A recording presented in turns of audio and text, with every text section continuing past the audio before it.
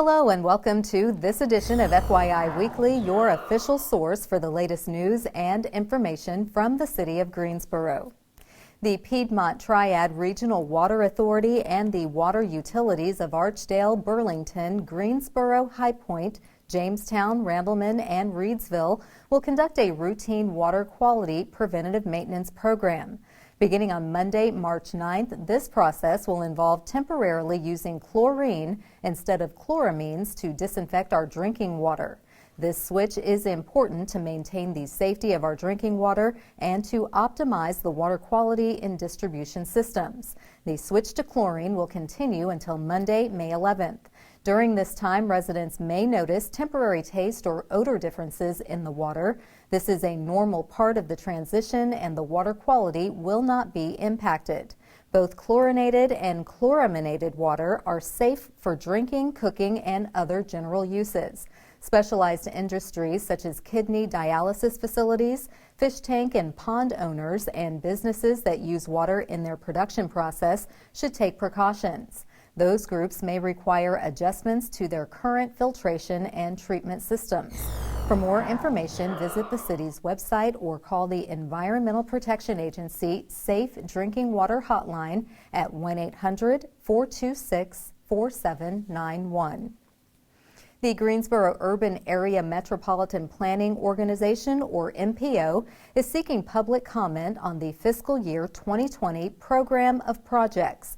This is a list of planned federal transit grant requests to support bus and paratransit services in fiscal year 2020. Residents have until Thursday, March 26 to share comments. The proposed grants are for Greensboro Transit Authority, Piedmont Authority for Regional Transportation, and Guilford County Transportation and Mobility Services, all of which operate in the Greensboro MPO area. The 2020 program of projects is available for review on the MPO's website. Written comments may be emailed to Tram Trurong, faxed to 336-412-6171, or mailed to P.O. Box 3136, Greensboro, North Carolina 27402. Residents can comment in person during the MPO Transportation Advisory Committee meeting at 2 p.m. on Wednesday, April 15th. The public hearing will take place in the council chambers at the Melvin Municipal Office Building located at 300 West Washington Street. The MPO coordinates transportation planning for much of Guilford County, and its policy board consists of elected officials from Greensboro and Guilford County, along with a member of the North Carolina Board of Transportation. If you haven't already heard, the 2020 census is coming in March. The census gives the federal government an updated snapshot of the services and facilities needed in the community and how much funding required is needed to maintain them. The census also determines the number of seats in the U.S. House of Representatives and electoral college votes for each state. All Greensboro residents should participate regardless of age, race, or citizenship status. According to North Carolina Counts Coalition, North Carolina could lose $16,000 in federal funding over a 10-year period for each North Carolina resident who is not counted in the 2020 census. There are 3 easy ways to complete the census. You will be asked to complete the census questionnaire either online, over the phone, or on paper. From March 12th through March 20th, the majority of Guilford County households will receive a postcard invitation to respond online to the 2020 census. If you haven't done so by the second week of April, you will be sent a reminder letter and a paper census questionnaire to return in the mail. For more information about the census, please visit the city's website. In an effort to help each of us improve our quality of life, the city has partnered with Cone Health for a series of brief and informative videos designed to inspire you to make better choices when it comes to healthy living. Let's check in with our friends at Cone Health for today's news for your health. Hi, my name is Dr. Kate Tabori and I'm with LeBauer Primary Care at MedCenter High Point, and today we're going to talk about ways to prevent the cold and flu. So why don't you join me? So frequently we get asked, what is the difference between a cold and the flu?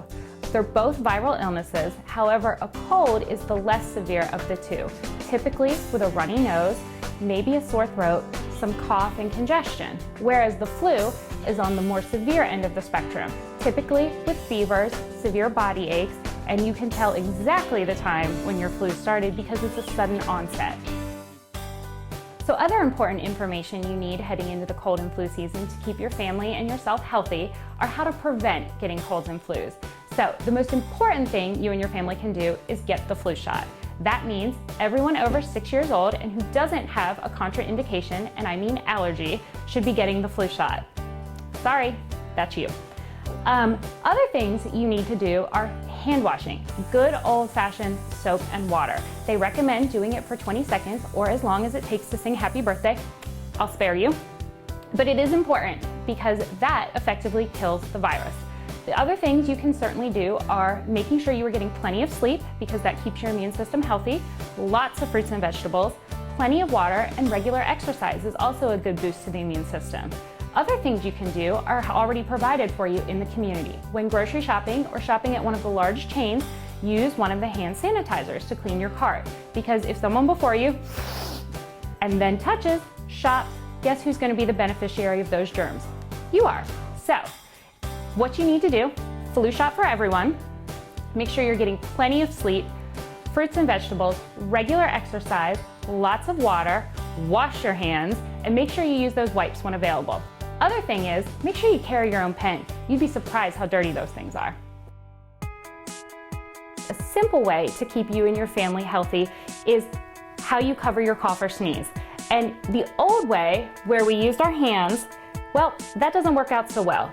Cough, touch, kind of gross. You've now left those who come behind you susceptible to your germs. So what we recommend and try and teach even our youngest patients is to cover your cough or sneeze like this. That way, your hand is still clean and free to touch doorknobs, pens, counters, or cabinets without getting those behind you sick. Typically, the next question we hear is, well, if I know it's a cold or I know it's the flu, when do I go and see my doctor? The answer to that question is, if you have the cold, we recommend that you stay home and treat supportively with over-the-counter measures such as cough syrups, decongestants, and maybe pain relievers such as Tylenol or ibuprofen. Whereas if it's the flu and you're suffering from high fevers that don't go away with Tylenol or ibuprofen, severe headaches, any shortness of breath or chest pain, we recommend that you call your doctor and schedule an appointment. The other people who need an appointment to be seen are those people who fall under the category of chronic medical conditions, or the very young, under 2, or the older people in the community. Thanks for joining me today. Hopefully, I've given you and your family some good information to keep you healthy this winter. Remember, get those flu shots, wash your hands, and hopefully I'll see you and your family somewhere other than the doctor's office. I'm Dr. Kate Tabori, and for more information, go to conehealth.com.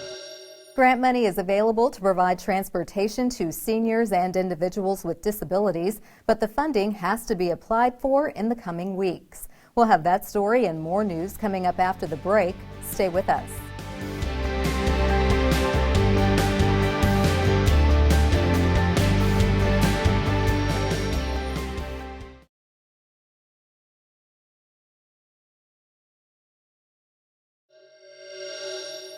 Welcome back to FYI Weekly. The Greensboro Urban Area Metropolitan Planning Organization, or MPO, has federal grants available for nonprofits or eligible government agencies to provide transportation to seniors and individuals with disabilities. Grant applications are due on Thursday, March 26th. Section 5310, Enhanced Mobility for Seniors and Individuals with Disabilities, will provide an estimated $265,585 in grant funding. This will be awarded to transit capital or operating projects identified in the MPO's adopted Coordinated Human Services Transportation Plan. The grant application and project eligibility guidelines are available on the MPO's website.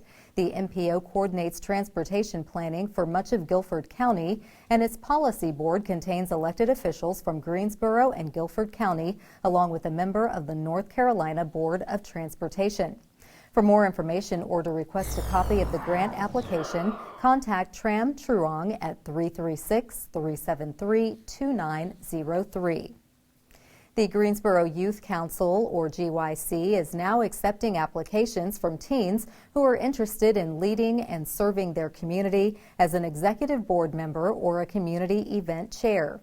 The application deadline is Monday, March 9th. Becoming a board member or coordinating an event are excellent opportunities for teens who want to develop their time management and public speaking skills while networking with other teens in Guilford County. These leadership roles can make earning service learning hours fun. Most volunteers earn more than 80 hours each year. For more information about the available positions, visit the GYC website and click on the Service Learning and Leadership Opportunities page or call 336-373-2734. The Adaptive and Inclusive Recreation Division is accepting registrations for Camp Joy, an inclusive day camp for residents age 5 and older. Camp Joy provides a traditional camp experience with arts and crafts, swimming, and other activities.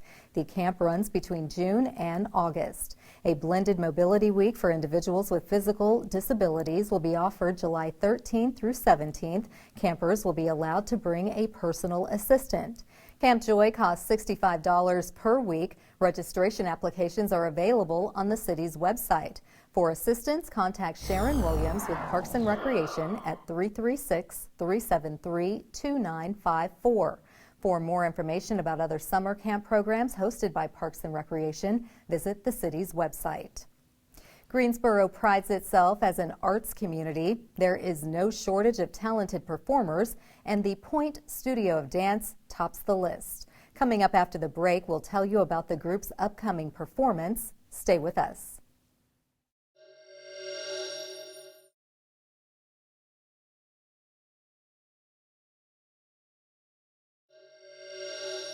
Welcome back to FYI Weekly. The Point Studio of Dance is a popular crowd favorite at events hosted throughout the community.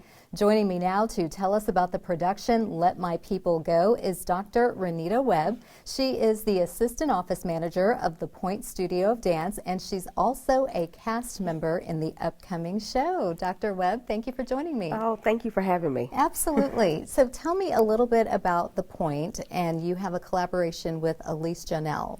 Yes, this is the marriage of two beautiful worlds.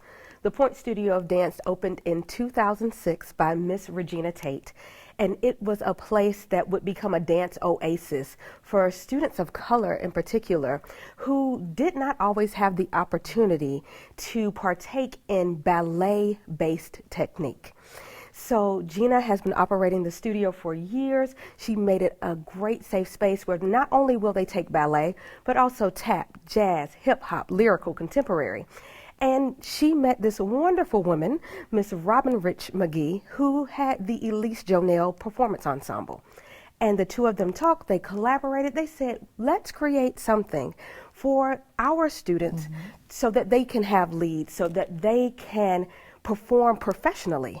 And together they produced these amazing shows that started off with The Wiz. They've done Cindy and the Glass Slipper, they've done Annie, they've done Pride Land, the dance adaptation of The Lion King, and now Let My People Go. Oh, I'm really looking forward to Let My People Go. Give us a little inside tip in terms of what makes this production so unique. Well, it is a theatrical ballet, so not only will you see the students or the performers, not just students, because we have community members who are a part of the show. Not only will you see them dancing, but you'll see them acting out the roles. So you'll hear the lines, but you won't see them spoken through mouth.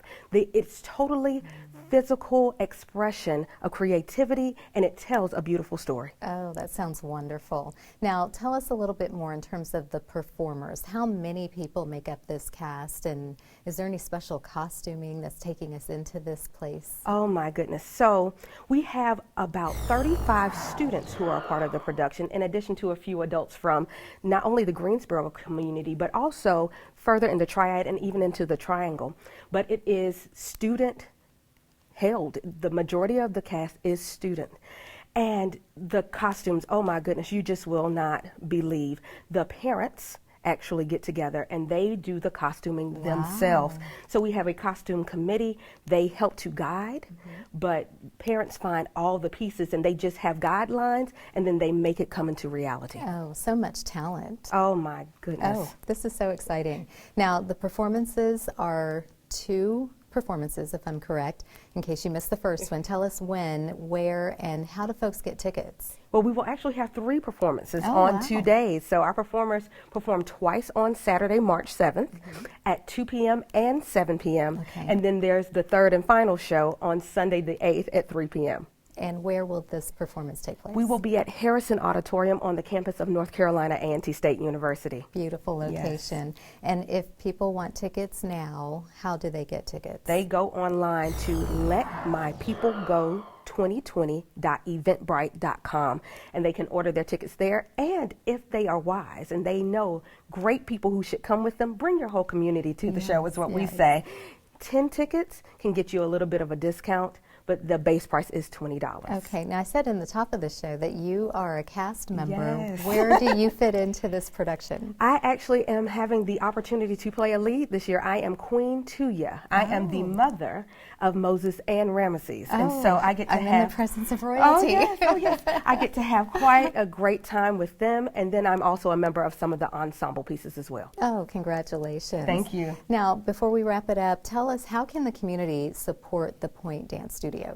Well, the Point Studio of Dance is run by such a beautiful woman who comes out of her pocket, who comes out of her spirit to make sure that as many dancers as possible can dance.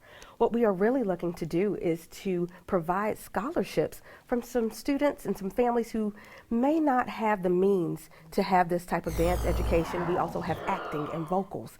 Such a rich place. So we are looking for sponsors to help us help them. And no amount is too small. If you have $5, $10, and you want to sow a seed into a wonderful, wonderful, great ground, the Point Studio of Dance is a way and a place to do that. Well, thank you for sharing that. And thank you for giving us that behind-the-scenes look at Let My People Go. I know it will be a sold-out performance. I'm going to get my tickets now. Please and do come back and let us know about other events and productions that will be coming out of the Point Studio of Dance. Oh, we would love to. And thank you so much for having us. Thank you. Stay tuned for some useful information about Greensboro as we tell you something about the city. That's coming up after the break. Stay with us.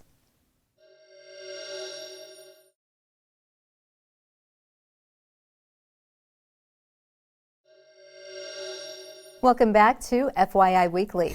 One way to stay informed about decisions that impact our city is by attending or tuning in to City Council meetings at 5:30 p.m. on the first and third Tuesday of the month.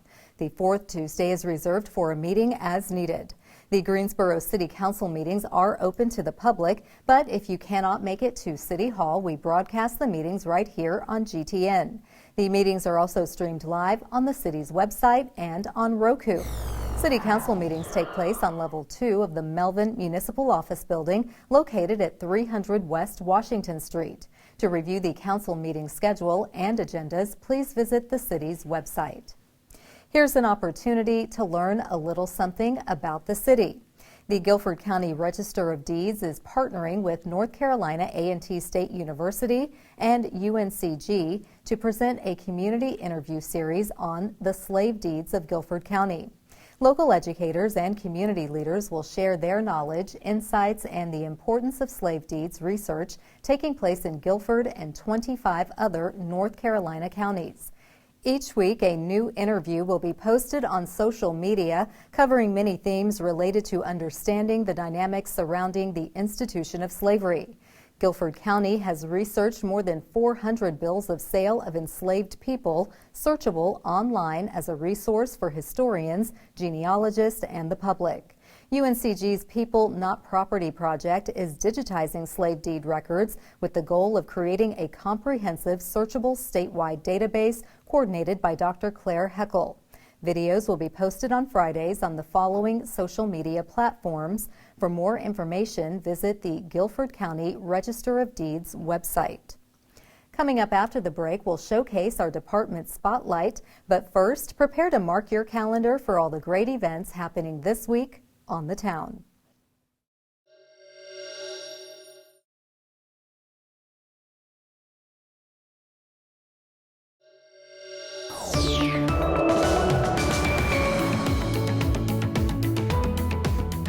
Hey, this is Lana.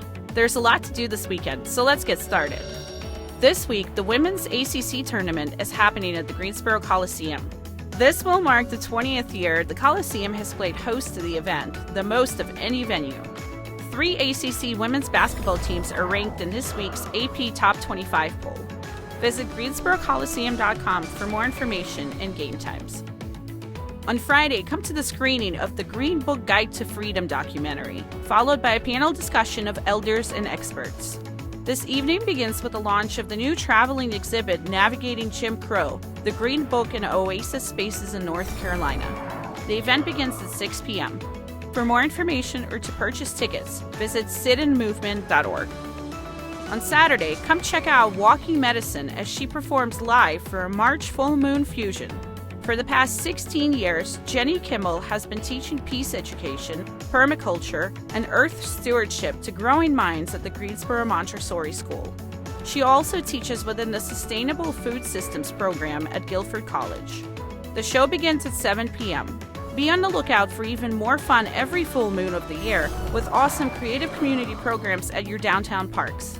Visit LeBauer Park's Facebook page for more information. Also on Saturday, the Indigo Girls are coming to Piedmont Hall. The Indigo Girls concert is being produced to support and celebrate 3 major college basketball tournaments coming to Tournament Town in March. This concert will begin at 8 p.m. and is completely free. The Indigo Girls are the only duo with top 40 titles on the Billboard 200 in the 80s, 90s, 2000s, and 2010s. For more information, visit GreensboroColiseum.com. Keep watching FYI Weekly right here at GTN to find out about more events happening on the town.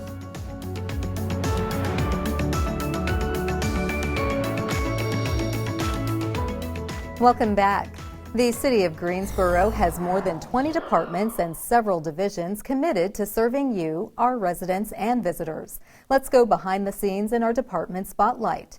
The Greensboro Police Department is hosting a series of community meetings to allow residents a forum to share ideas about how to make their neighborhoods safer. Chief Brian James sees this as a way to directly connect residents with senior leaders of the police department who serve their neighborhoods. The meetings offer residents and business owners an opportunity to ask questions, voice concerns, and share ideas on how to partner with police to address those issues. The meetings scheduled in March will begin at 6:30 p.m. and end by 8 p.m. The meetings will take place at recreation centers and libraries across the city. For more information or questions about the community meetings, call GPD's Office of Community Engagement at 336-373-2636. Straight ahead on the other side of the break is this week's Way to Go GSO shout out. Stay with us.